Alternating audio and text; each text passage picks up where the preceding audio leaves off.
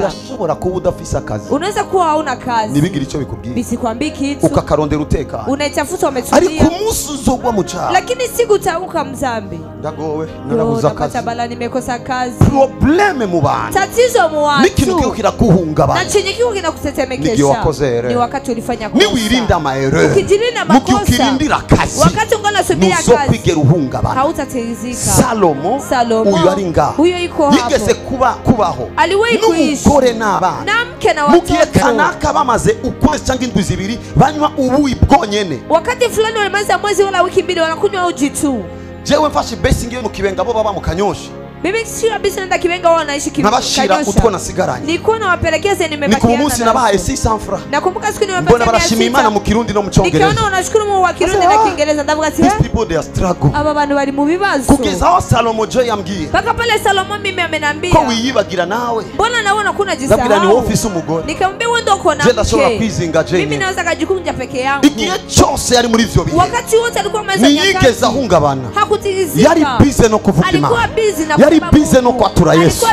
yari busy no kuja mu buyenzi, alikuwa busy na ahungabana, huyu akutigizika, igihe cyose uzohungabana, wakati wote uzatigizika, raba neza, tizama vizuri, wakozere, ulifanya kosa, niwirinda amaerere, ukijilinda makosa, ushoboye kuba kristo, unaweza kuwa mkristo, nuhungabana.